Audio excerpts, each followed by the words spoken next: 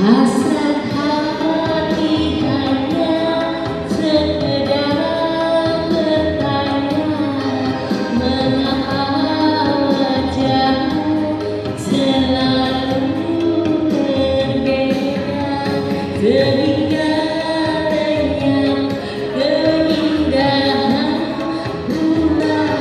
Aduhai, apakah gerangan sebabnya?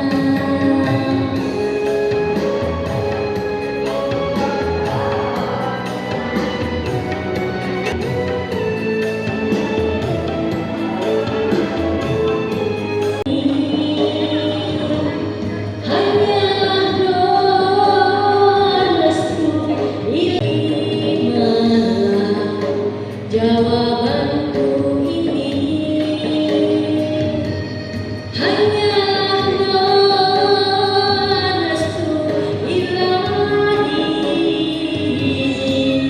mogalah engkau tak putus asa sayang, pasti kelak kita akan berjumpa.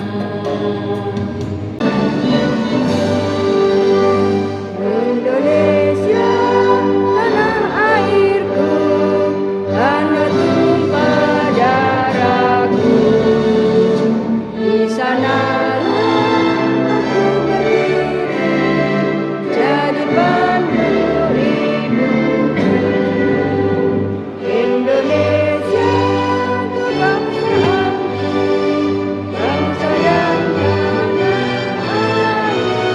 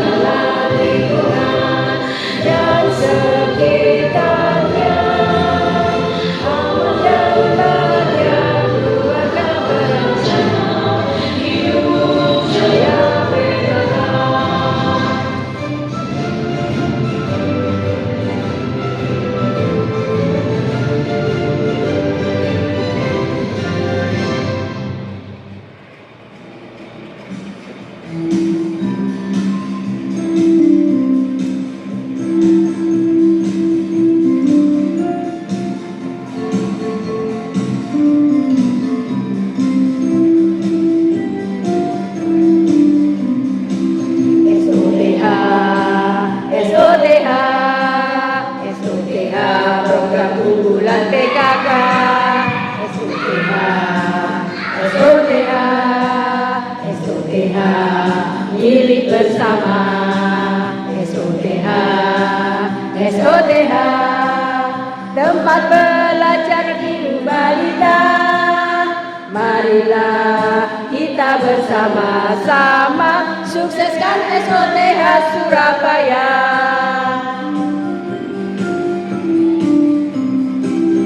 SOTH, SOTH, SOTH, program kumpulan PKK.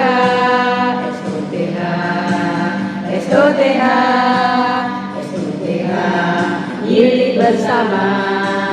SOTH, SOTH, tempat belajar ibu balita. Marilah kita bersama-sama sukseskan SOTH Surabaya.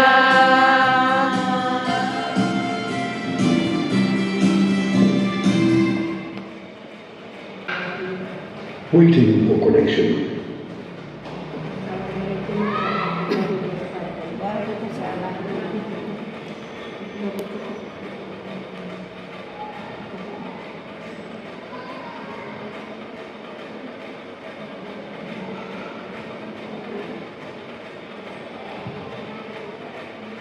Assalamualaikum warahmatullahi wabarakatuh.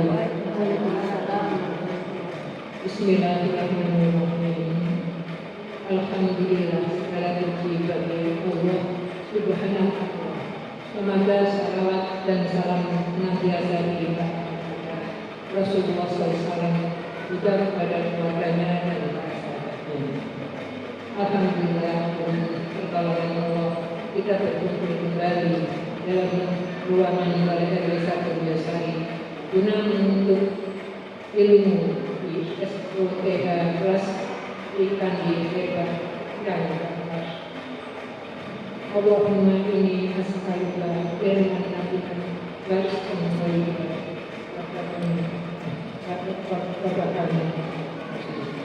Ya Allah, sesungguhnya kami minta kepadamu ilmu yang bermanfaat, rezeki yang halal, dan amalan yang diterima. Ya sallallahu alaihi wasallam. Semoga Allah mudahkan pekerjaan kami ini. Amin ya rabbal alamin. Allahu akbar, Allahu akbar. La ilaha illallah, wallahu akbar. Allahu akbar, la ilaha ilham.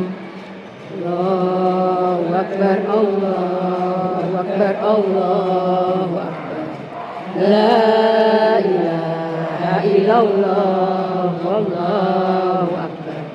Allahu akbar, walillahil hamd. Allahu akbar, Allahu akbar, Allahu akbar. La ilaha illallah, wallahu akbar. Allahu akbar, walillahil hamd. Berkenaan dengan saudara kita di mana sekarang kita tutup di hadapan. Mari kita bersama. Semoga mereka diberikan kekuatan dan kesehatan hingga kembali. Amin. Dengan mencapai haji mabrur. Amin. Dan doanya makbul. Amin. Subhanallah wa bihamdihi asyhadu an la ilaha illa anta astaghfiruka wa atubu ilaik. Takbir. Masya Allah, langsung meneteskan air. Udah nggak kuat. Ya, terima kasih Bu Firdaus doanya. Semoga saudara-saudara kita, kalau ibu, kalau rekan-rekan kita yang menaikkan ibadah haji bisa lancar dan menjadi haji mabrur. Amin. Dan kita yang di rumah juga bisa menikmati berkahnya, sehingga kita juga bisa selalu sehat dan diridhoi oleh Allah Subhanahu wa Ta'ala. Amin. Baik ibu-ibu dan saudara-saudara semua, hari ini kita akan materi dari Puskesmas Kalijudan, di mana materi hari ini ada dua, yaitu tentang PHBS dan tentang gizi. Semoga kita bisa menyimak dengan baik karena hari ini juga ada puasa ini ceritanya ya. Kami persilakan. Semuanya, Selamat pagi. sebelumnya terima kasih atas waktu yang diberikan kepada saya. Perkenalkan, ibu saya Mbak Ayu dari Puskesmas Kalijudan. Saya kalau di Puskesmas sebagai petugas gizi. Jadi nanti berkaitan dengan gizi pada anak-anak, gizi pada orang dewasa dan juga pada lansia juga. Nah, pada hari ini saya berkaitan dengan kegiatan SOTH akan membahas tentang gizi pada anak-anak. Ini kayaknya peserta SOTH ini rata-rata ini ya Bu, cucunya. Cucunya ya Bu ya. Ya, cucu. Yang ada di rumah cucunya. Rata-rata usia cucunya berapa tahun? Di bawah 5 tahun? Ya, di bawah 5 tahun semua Bu. Masih kecil-kecil ya berarti ya. Oke. Oh, ada yang remaja. Oh, yang paling kecil. Ada yang kerja. Jadi, wah, 9 itu hebat. Hebat Bu. Oke. Yang akan saya bahas pada pagi hari ini tentang gizi pada anak, highlightnya ada 3 Bu, yaitu yang pertama ada IMB, yang kedua tentang ASI eksklusif, yang ketiga tentang MPASI. Yang pertama adalah tentang IMD. IMD itu mungkin panjenengan juga sudah paham ya Bu ya. IMD adalah inisiasi menyusu dini.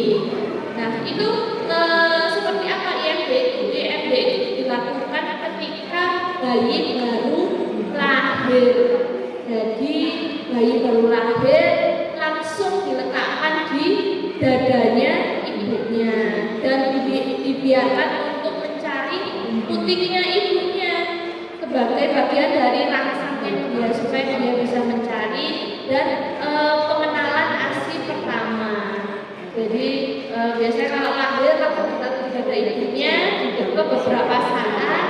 Nah, itulah yang dinamakan proses IMD seperti ini. Nah, sebetulnya IMD bisa diterapkan pada semua bayi kecuali pada bayi-bayi dengan kondisi tertentu. Misalkan dia lahirnya prematur, jadi segera dini dan sebagainya, itu belum bisa dilakukan IMD. Tapi IMD juga masih bisa dilakukan menyusul setelah itu, setelah kondisi anaknya, bayinya membaik intinya. Kemudian setelah IMD adalah lanjut ke tahap yang kedua, yaitu ASI eksklusif ya Bu ya.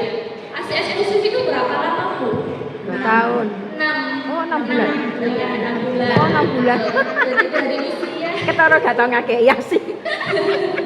dari usia Wis lali rek. sampai 6 bulan ya. ASI eksklusif. Hanya ASI aja. Boleh Bu ditambah makanan yang lain misal 6 bulan. nggak boleh ya Bu ya. Nanti 4 bulan bisa mau cobain ini pisang dikerok boleh nggak? Belum ya Bu. Jangan.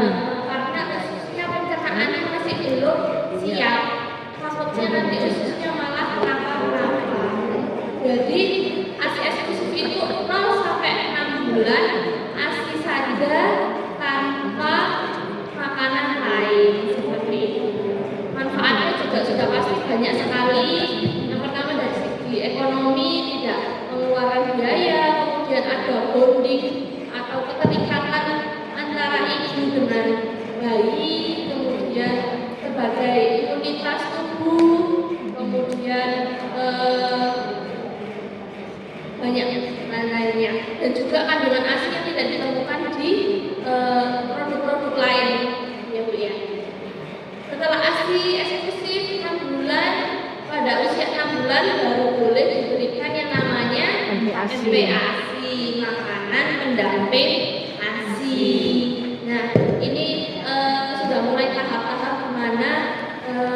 bayi belajar makanan, bayi belajar mengunyah dan sebagainya. Nah, di dalam MPASI ada 3 zat gizi yang utama yang diperlukan untuk pertumbuhan dan perkembangannya. Apa aja Bu? Yang pertama ada karbohidrat. Karbohidrat itu apa aja Bu? Contohnya Nasi, nasi, jagung, kentang. roti, kentang, sagu boleh. Jadi ketika misalkan dalam MPASI nggak mau makan nasi Mbak anaknya, boleh diganti dengan karbohidrat lain. Pakai mie boleh, mie itu nggak apa-apa, nggak masalah.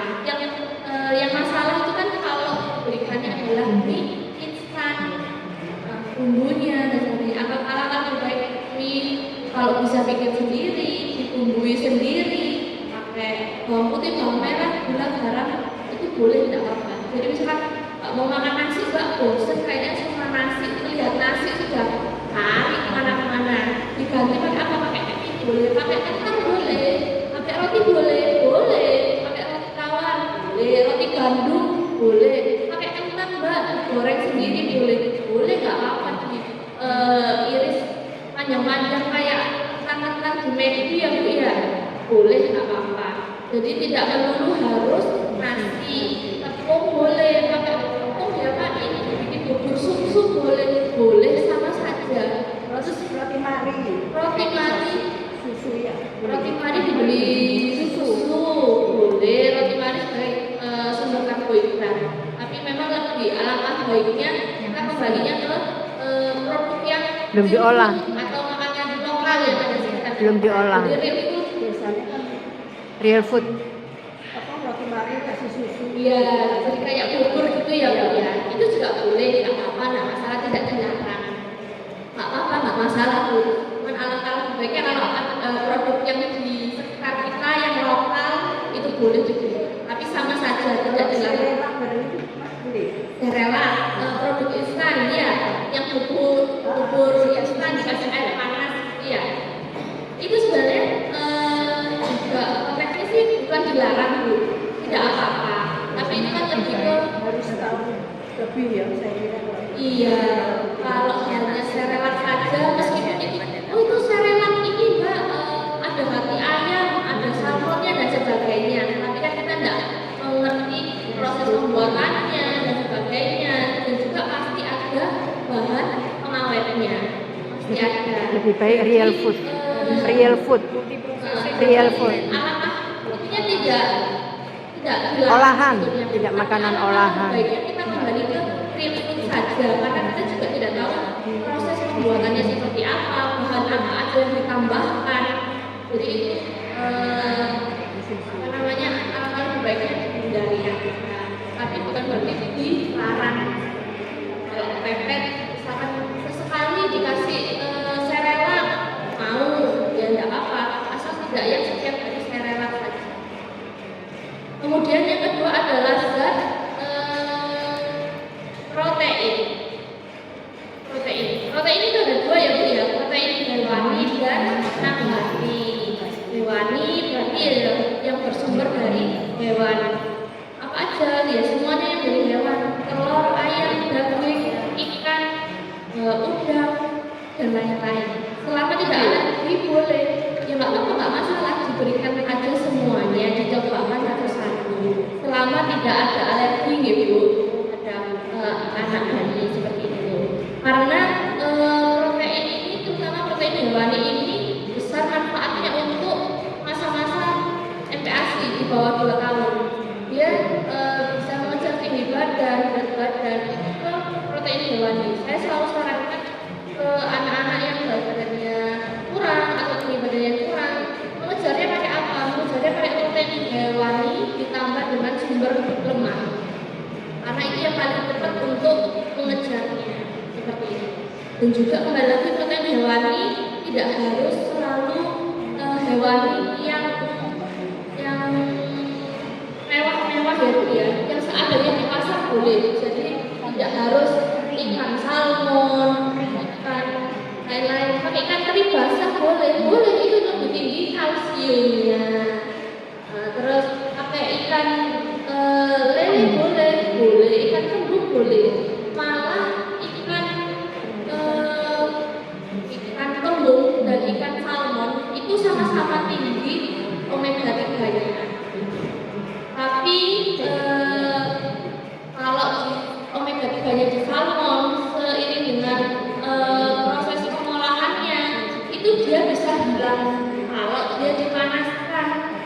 digoreng kena minyak, jadi omega 3-nya hilang. Ya lebih baiknya kalau tim kukus diolah dengan santan boleh. Jadi kalau dengan minyak itu eman-eman hilang omega 3-nya, tapi masih tetap dapat protein hewaninya. Tapi omega 3 sebagai sumber kecerdasan otaknya ini dia hilang karena proses pengolahan. Jadi mungkin ada beberapa bahan makanan yang bahan pengolahannya, pemasakannya yang perlu diperhatikan. Kemudian yang kedua ada protein nabati, berasal dari tumbuhan kacang-kacangan, tahu, tempe, kacang kedelai dan sebagainya. Kacang kedelai boleh dikasih ke anak, Mbak, boleh, tidak apa-apa, tidak masalah. Kacang kedelai itu sebagai sumber stimulus dari untuk melatih otot sensori di dalam mulutnya. Jadi nanti perlu diperlukan di masa dia usia 7 bulan, 8 bulan, mau naik ke 9 bulan, itu kan teksturnya kalau dia 9 bulan kan sudah naik tekstur ya Bu ya, sudah agak kasar, tidak untuk blender lagi. Nah itu biasanya bisa diberikan stimulus supaya merangsang otot-otot dalam mulutnya bisa bekerja dengan maksimal. Nah yang ketiga adalah sumber vitamin dan mineral. Apa sumber vitamin dan mineral? Bisa jadi dari sayur, buah. Nah sebenarnya pada anak-anak di bawah 1 tahun sayur dan buah sebenarnya perlu nggak sih? Perlu, sebenarnya masih perlu, tapi tidak dalam jumlah yang banyak besar, karena pencernaannya belum seperti kita. Jadi kan sayur dan buah kan juga serat ya Bu ya, untuk memperlancar pencernaan dan sebagainya. Nah itu tidak dalam jumlah yang besar. Lah jumlah yang besar apa berarti yang utama? Yang utama yaitu tadi bagi protein dan karbohidrat dan tambahan lemak. Misalkan Mbak dikasih santan boleh. Di bawah 1 tahun sampai saat ajaran diburu santan boleh. Nggak boleh, ada yang boleh. Jadi kalau tambahan sumber lemak berupa santan itu sebetulnya masih boleh, tidak apa diberikan. Cuma dalam jumlah tertentu tidak terlalu berlebihan, boleh nggak apa-apa. Sebagai sumber tambahan lemak, tambahan kalori boleh. Selain santan apa kalau aku mau nambah kalori tapi tidak mau pakai santan?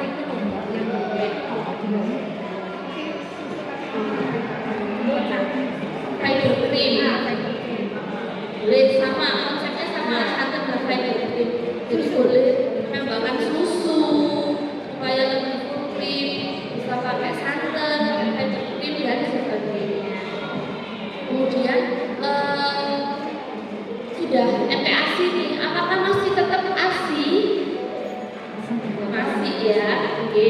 Jadi kalau di usia 6 sampai 1 tahun itu ASI adalah 80%. 20%-nya apa? Masih tetap ASI. Jadi ASI tidak serta-merta berarti oh sudah makan nggak usah ASI, boten. Dilanjutkan ASI-nya boleh, tidak apa-apa, tidak masalah. Yang penting adalah kuncinya ini dia juga harus makanan yang bergizi, karena dia juga pasti memberikan ASI ke anaknya. Nah kemudian MPASI sudah, kemudian makanan yang tidak sehat. Makanan yang tidak sehat apa aja Bu? Kemasan, Makanan yang tidak sehat yang kaleng, tidak boleh diberikan kepada MPASI anak. makanan kaleng, Makanan kaleng, makanan yang mengandung MSG, nyedak dan sebagainya. Kemudian minuman yang bersoda, pemanis buatan itu sebaiknya dihindari. Kemudian untuk tekstur MPASI di usia 6 sampai 8 bulan teksturnya adalah lembut, kental ya Bu ya, harus di blender kemudian disaring karena dia masih transisi dari ASI yang bentuknya cair. Nah nanti kalau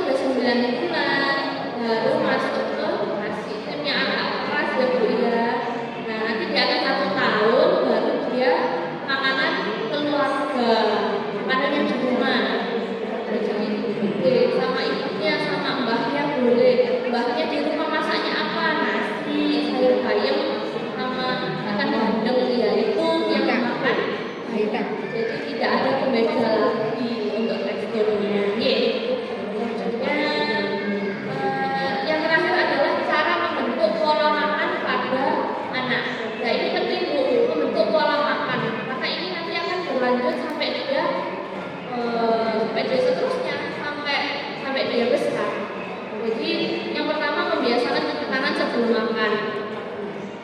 Yang kedua, membiasakan berdoa sebelum dan sesudah makan. Yang ketiga, membiasakan waktu makan 3 kali sehari. Nah, ini yang biasanya agak susah-susah gampang 3 kali sehari ini. Karena anaknya mereka tidak mau makan dan sebagainya. Anaknya mau makan tapi hanya sedikit. Nah, diutamakan pola makan ini tetap dijaga sehari 3 kali. Misalkan jam 8, ya jam 8, jam 12, kemudian makan sore jam 4. Nah, supaya dia ketika memasuki jam makan itu tidak menolak, tidak bete dan sebagainya, maka bisa misalkan trik-trik 1 jam sebelum makan itu dipuasakan. Jadi tidak diberikan susu, tidak diberikan snack, supaya apa nanti Lapar, pas jam lapar. 8 waktunya makan nih dulu, misalkan jam 8 pagi, nanti jam 7 sudah di stop makanannya, tidak makan snack, tidak makan permen, tidak makan susu, supaya nanti jam 8 dia Lapar, betul-betul lapar. jadi lapar dan juga bisa makan sesuai jadwal. Karena nanti akan bergulir sampai dia besar. Jadi kalau jam makan ya jam makan, jadi tidak mengganggu jadwal makan. Kemudian yang ketiga, melatih dan membiasakan makan sendiri setelah berusia 1,5 tahun. Ya, jadi supaya ada kemandirian pada anak. Kemudian yang kelima, memperkenalkan berbagai jenis makanan sehat yang seperti tadi yang sudah disampaikan. Kemudian membiasakan minum air setelah makan. Kemudian yang ke-7, menjadikan makan adalah hal yang menyenangkan. Jangan sampai ketika lagi nggak mau makan, misalnya nggak mau makan, mau makan dan dia bisa makan. Terus biasanya kan kita sebagai orang tua kan nggak mau makan, akhirnya kan ayo tanda makan. Jadi menjadikan makan itu sebagai hal yang tidak menyenangkan akhirnya pada si anak, seperti itu. Kemudian yang terakhir adalah membiasakan makan bersama dengan anak, karena makan itu juga merupakan proses belajar dari anak. Dia mencontoh sekitarnya, orang tuanya. Dengan orang tuanya bekerja, nggak apa-apa berarti makan sama petinya, sama koknya. Jadi dia merasa makan adalah hal yang menyenangkan, bisa makan bareng-bareng sama petinya, sama koknya, sama ayahnya, sama ibunya. Kemudian juga dia akan mengamati, makan tuh ibunya, makan itu tidak sambil melihat gadget. Memang kan digendong pembantu ini jalan-jalan jalan. Jadi dia nggak makan sendiri seperti itu. Jadi itu menjadikan hal yang menyenangkan untuk anak, untuk seterusnya. Oke, itu kesimpulannya dari materi gizi pada anak. Apa ada yang ditanyakan Bu tentang gizi pada anak? Nomor 1. Jadi di sini saya tidak menemukan makanan gizi seimbang. Tapi di sini makanan 4 sehat, 5 sempurna. Padahal menurut apa yang saya baca, itu sebenarnya anak-anak itu membutuhkan gizi seimbang. Kalau yang makanan 4 sehat, 5 sempurna itu kan sudah agak lama. Ya. Nah ini di sini kan tidak sesuai dengan perkembangan update ilmu pengetahuan gitu. Berarti berkaitan dengan lembar pretestnya ini ya Bu ya? Iya. Jadi memang sebetulnya kalau 4 sehat 5 sempurna memang sebenarnya sudah nggak ada. Iya, Itu nggak memang ada. zaman dulu Iya. ya. Betul. Jadi sekarang digantikan dengan untuk gizi seimbang seharusnya. Cuman kalau berkenaan dengan lembar pretestnya ini sepertinya memang belum update dari sana. Iya. Secara ilmu. Itu anak-anak itu sering makan itu bareng-bareng. Mereka belum paham bahwa makan bareng itu secara bersamaan itu kadang-kadang kan riskan sekali terhadap suatu kondisi anak tersebut. Kita kan nggak tahu, kita sendiri itu dewasa ini nggak tahu ya, apalagi anak-anak dia sedang batuk, sedang pilek. Nah itu bagaimana kita cara menanamkan bahwa jangan minum punya punya teman, jangan makan. Itu susah sekali kayaknya kalau untuk anak-anak yang TK ataupun SD, mereka kan cenderung istilahnya punya teman. Iki loh ini kan gak apa-apa awakmu melak. Seperti itu kan biasa toleransinya besar. Nah ini menanamkan anak-anak seperti ini itu yang agak sulit, sehingga kadang-kadang sering timbul wabah di dalam suatu kelompok kecil, misalkan di SD atau ini yang sebenarnya bagaimana cara kita untuk yang menanamkan ke ibu-ibu yang ada di sekitar kita, tentunya yang pendidikannya itu rendah.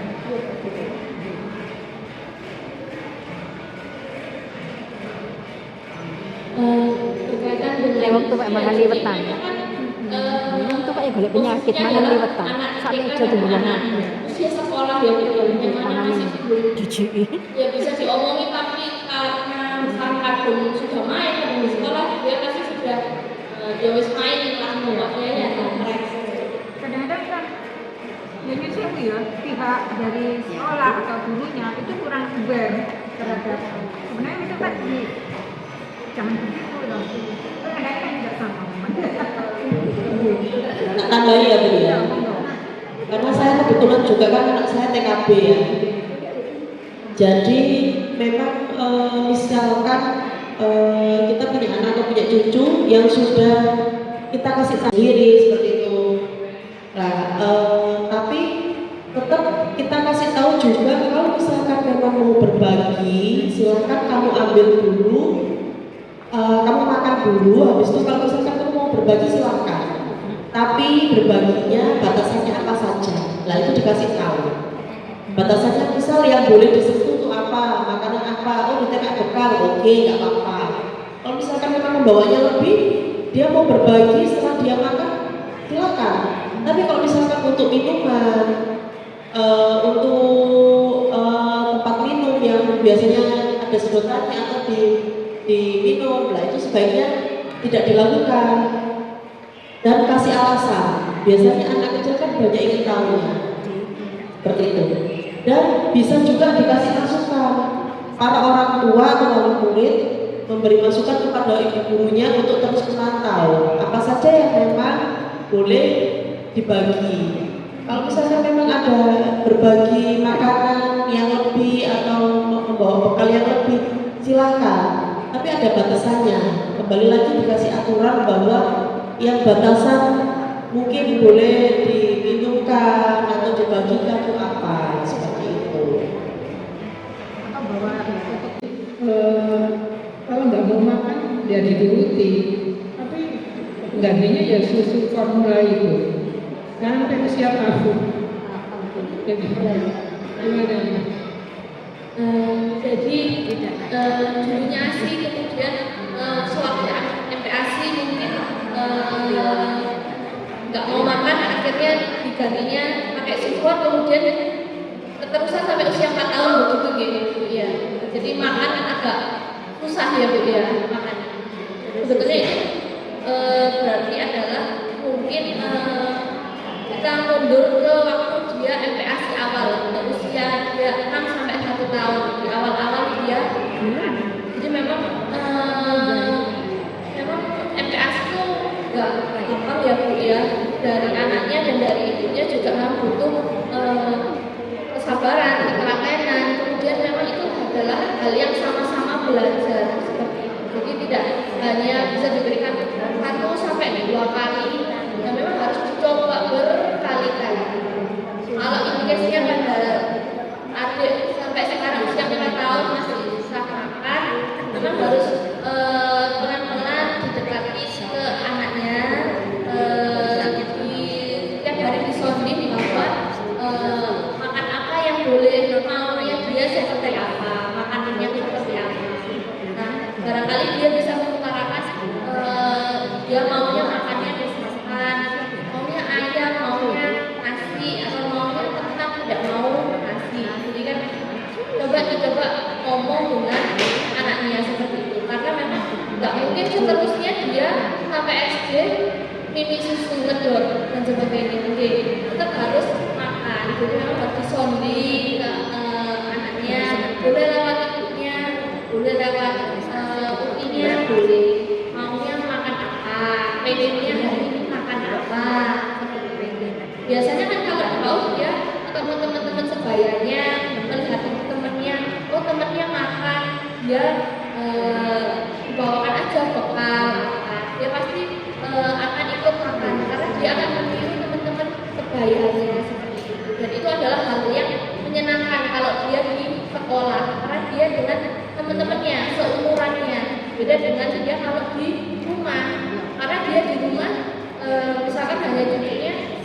dia yang sepantaran dengan dia usianya, itu pasti akan beda pola pikirnya si anaknya.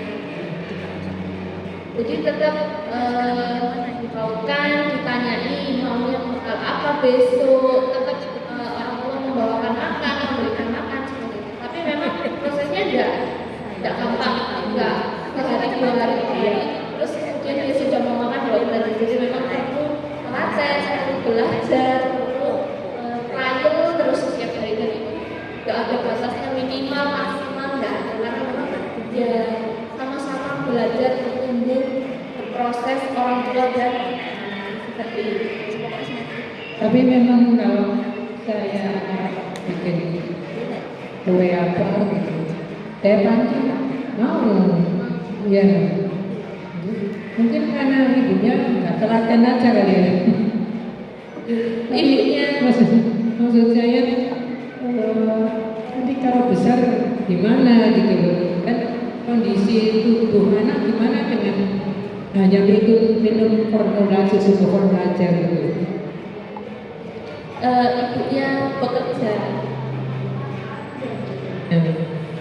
Ya bekerja sih. Tapi memang anaknya tidak, dia mungkin repot kalau dia nggak tahu ya udah. Seperti kembali saya sampaikan, kalau anak sakit minum obat nggak mau, ya udah nggak mau, dan paksa minum obat, biar aja nanti sembuh sendiri kan gitu. Ya memang sembuh sendiri. Tapi ya kasihan anak-anak sampai gini diobati. Ya seperti itu.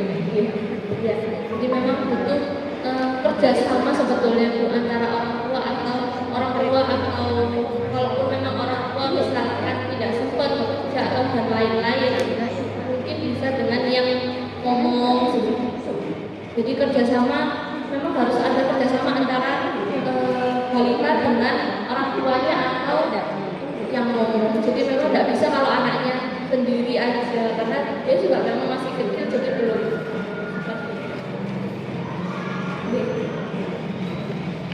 Mungkin cukup ya dari materi pemenuhan gizi. Pretest kedua, pretest materi kedua, pretest materi kedua. Mas mau menyampaikan terkait materi perilaku hidup bersih dan sehat pada anak usia dini. Jadi di sini berisi terkait orang tua yang memiliki orang tua atau keluarga yang memiliki anak usia dini mengetahui dan memahami pentingnya menjaga kebersihan anak setiap hari, seperti bagaimana cara merawat gigi, kuku, kemudian tentang kebersihan lingkungan, seperti itu ya. Tujuannya di sini yaitu untuk meningkatkan pengetahuan orang tua tentang PHBS, kemudian meningkatkan keterampilan orang tua dalam menerapkan PHBS kepada anaknya, menumbuhkan kesadaran orang tua dan anak dalam kebiasaan PHBS. Apa saja sih PHBS itu? Contohnya seperti mencuci tangan pakai sabun sebelum makan, setelah makan, kemudian mandi, sikat gigi, tidur siang, buang air bersih, buang air besar, dijabat, seperti itu. Kemudian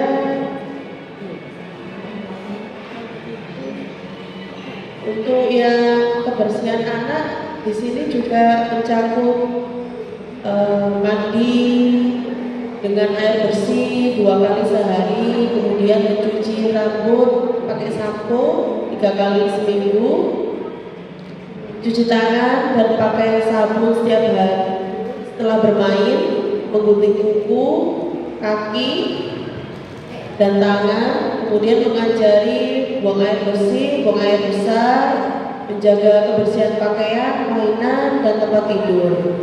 Ini yang sudah dilakukan pasti ya di keseharian. Untuk bagi yang masih memakai popok digunakan sekali pakai, lama pemakaian popoknya maksimal 2-3 jam, dan ketika sudah dirasa penuh itu sebaiknya segera diganti. Kalau untuk perawatan gigi, untuk gigi yang belum tumbuh atau gigi baru yang baru tumbuh dibersihkan, mulai dari gusinya, lidahnya, itu yang pada bayi ya ibu. Kalau misalkan masih belum tumbuh gigi yang di atas itu gusi-gusinya juga disikat pakai yang sikat plastik itu yang untuk bayi biasanya dimasukkan ke telunjuk kemudian dibersihkan. Untuk lidahnya juga yang bekas susu itu juga wajib dibersihkan setiap hari.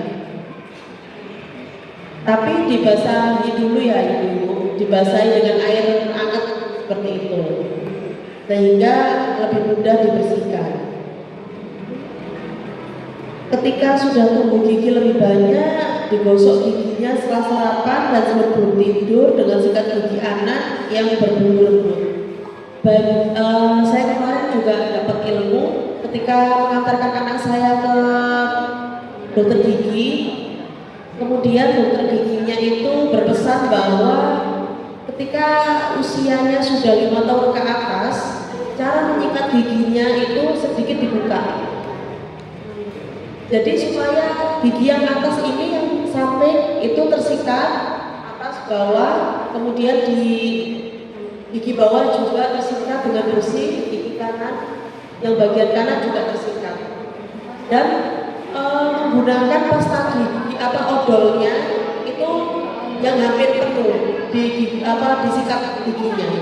Jadi tidak lagi sebiji jagung atau sedikit. Iya. Kalau bisa di atas sikatnya itu misal sikat anak itu hampir penuh. Dan setelah melakukan sikat gigi biasanya kan kumur berulang ya ibu. Nah itu tidak disarankan. Hanya 1 kali saja kumur.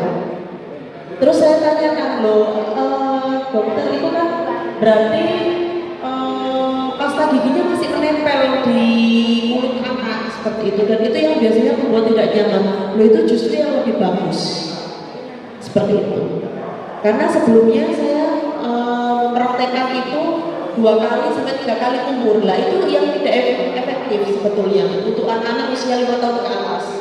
Yang efektif adalah ketika busanya itu setelah sikat gigi dibuang dulu untuk anak, dimuntahkan, dikeluarkan, dan setelah itu baru umurnya agak lama nggak apa-apa, tapi hanya sekali seperti itu. Supaya pasta giginya yang masih menempel di anak itu yang menjadi pelindung yang betul seperti itu. Kemudian jangan biasakan anak minum susu botol sambil tiduran. Ini yang membuat gigi anak cepat gigis kalau kata sekarang ya. Kecuali kalau misalkan memang sebagai orang tua atau sebagai orang yang sekitar yang mengasuh anak kecil itu bertanggung jawab setelah minum susu dirasa susunya habis dari botol segera dibersihkan tidak masalah. Tapi kalau misalkan masih nanti aja wes setelah jeda berapa lama, nah itu yang banyak nempel, yang banyak menimbulkan plak gigi itu juga dari sisa-sisa susu. Kemudian kebersihan lingkungan, jauhkan anak dari asap rokok, asap dapur, asap sampah dan polusi kendaraan bermotor. Nah sekiranya asap dapur tapi tidak terlalu mengepul ya nggak apa-apa. Karena kan kadang kan antara ruang tamu dengan dapur kan berdekatan. Lagi masaknya masih biasa dan masih cukup wajar tidak masalah. Kemudian bersihkan dan tutup bak penampung air jika ada. Kemudian sebaiknya anak terlindung dari kelabu agar tidak digigit nyamuk. Ini untuk yang masih bayi ya ibu.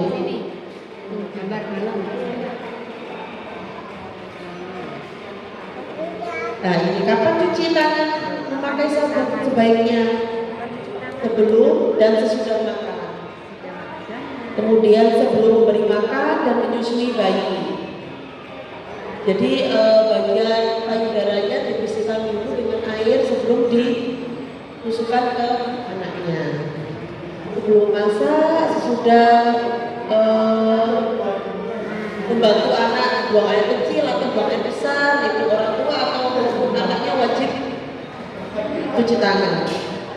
Kemudian setelah mengurus mungkin ada hewan peliharaan seperti kucing ataupun burung ataupun hewan-hewan lainnya, itu wajib mencuci tangan. Langkah cuci tangan yang benar seperti apa? Dibasahi dulu seluruh tangan dengan air bersih dan mengalir, kemudian digosok menggunakan sabun di telapak tangannya, punggung tangan, dan sela jari. Kemudian dibersihkan bagian bawah kuku. Jadi sela-sela kuku, jika kukunya anak itu agak panjang, jadi harus lebih ekstra dibersihkan. Gosok di sela-sela jari hingga bersih. Gosok inti jari secara merata, bilas dengan air bersih dan mengalir. Mungkin itu saja ya Ibu materi untuk PHBS. Kalau misalkan ada yang ditanyakan, dipersilahkan. Lingkungan saya dulu yang bekerja, saya karena kan sudah pensiun, itu banyak bapak-bapak muda perokok.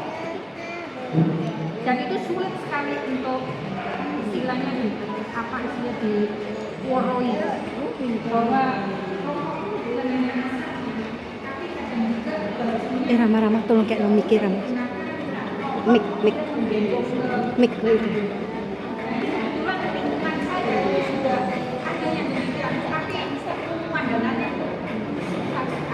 Ibu Vivin maaf mohon diulang.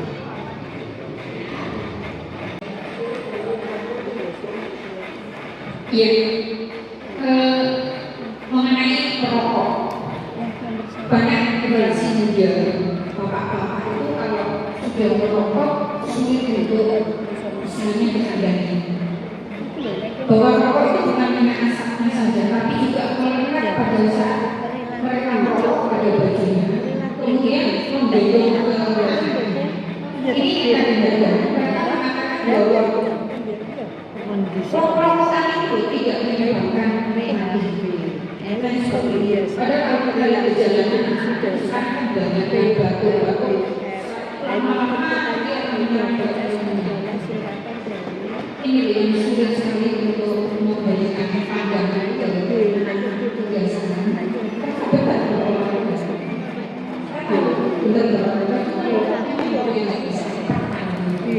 sulit sekali. Bagaimana meyakinkan bahwa akhirnya bajunya anak ini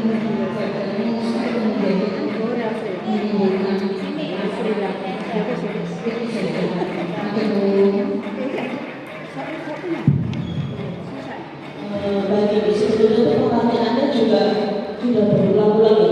Kalau memang terkait dengan rokok itu sangat susah untuk sadar ya. Itu tidak bisa bekerja dengan sendiri, maka harus bekerja sama dengan lintas sektor. Seperti misal tokoh yang didengar di rumah itu siapa? Misal ada tokoh RT RW, nah itu harus dijadikan satu momen. Karena ketika diceramai sampai berburu-sabu, itu memang tidak ada yang sadar. Karena orang yang merokok itu ya mereka hak mereka seperti itu, tanpa mereka sadar membahayakan anak-anak di lingkungan sekitar. Mungkin juga dibantu dengan tidak hanya tapi dengan tindakannya misalkan menempelkan apa gitu di mana yang memang sering dilewati. Nah dari situ harus kompak juga antara satu warga dengan warga yang lain, harus kompak dengan aturan. Boleh merokok asalkan itu juga perlu ditempel. Kan sekarang juga Pak Wali kan mencatatkan bahwa kawasan tanpa rokok itu masih berjalan ya Bu ya. Ya itu juga salah satu faktornya kenapa anak-anak sekarang itu ketika mereka rentan orang dengan penyakit kayak batuk dan lain sebagainya, ISPA terutama ya Bu ya, itu susah sembuhnya ya, karena di lingkungan kita masih banyak yang belum sadar seperti itu. Jadi tidak bisa bekerja dengan sendiri. Meskipun diberi edukasi sampai berbusa pun tidak akan pernah sadar. Yang ada nanti malah tersinggung dan rame Bu, bertengkar satu sama lain. Nah itu kan intinya manfaatnya kan tidak sampai ke dia, yang sampai malah marahnya. Itu sih Bu dari saya. Yang lebih penting itu mensadarkan bahwa satu keluarga dulu misal ada yang merokok, ya sudah itu. Atau mungkin dari anak-anak yang memang bisa dikasih tahu. Nah nanti kalau misalkan kamu dekat itu, nanti kamu sendiri yang menjauh dulu ya. Dikasih tahu video-videonya bahwa asap rokok itu menempel. Nah, ketika menempel itu bisa menyebabkan apa? Nah, itu dimulai dari keluarga dulu. Pengalaman dari kakak saya, kakak saya anaknya, bapaknya anaknya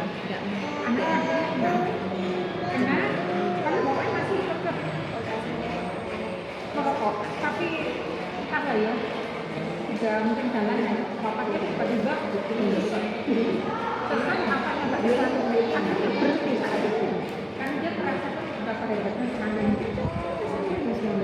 Nah itu kan dia dari teman kerja saya tuh dia kena ancaman yang itu. Iya itu Ibu sekalian, alhamdulillah acara kita pada hari ini sekolah orang tua hebat dengan materi PHBS dan gizi sudah berakhir. Dengan demikian kita tutup acara kita pada pagi dan siang hari ini. Semoga kita selalu sehat dan bisa ketemu lagi. Terima kasih Ibu Ayu dari Puskesmas Kalijudan, juga Ibu Adelia Puskesmas Kalijudan juga hari ini memberikan materi dari SOTH pertemuan keempat. Materinya luar biasa. Yang penting untuk anak-anak ya, untuk balita. Terima kasih. Sampai jumpa di pertemuan kelima.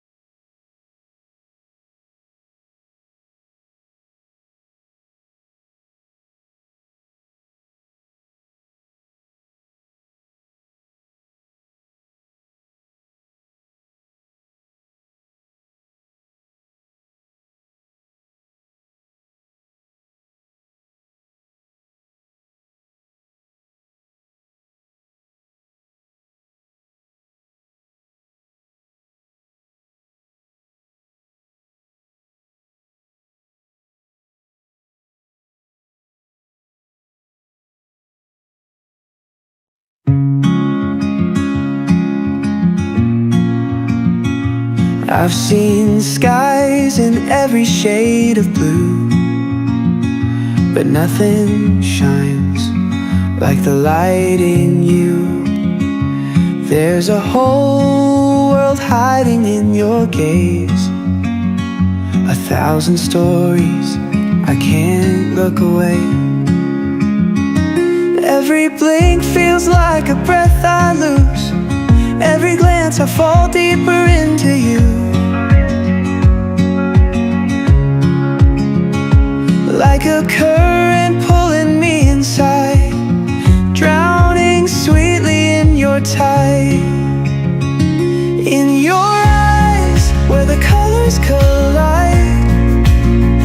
I see my heart like a river too wide. Every question I've carried, every fear I disguise, fades away when I look in your eyes. In your eyes,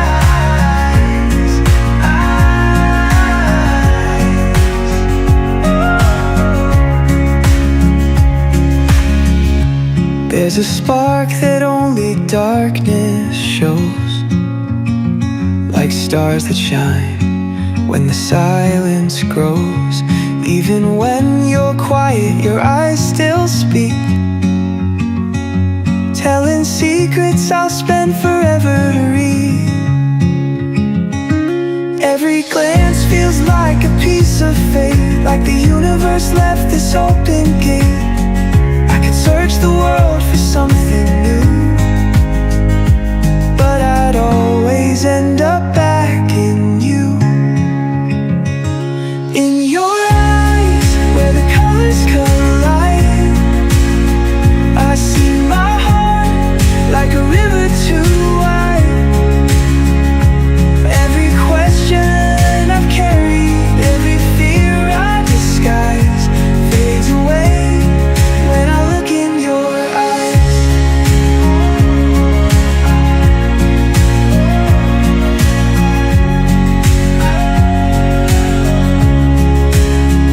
Even if the world forgets my name, even if everything starts to change, I could be lost, but I'd still be found in your eyes where my soul is bound.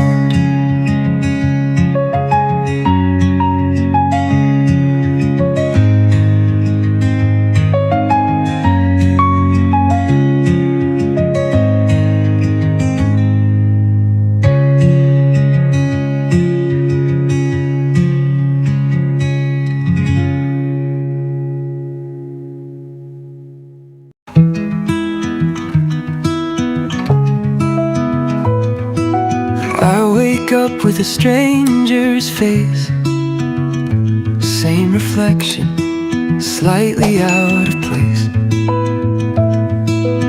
Every thought circles back again. What am I, and where have I been? Am I the sum of what I've done?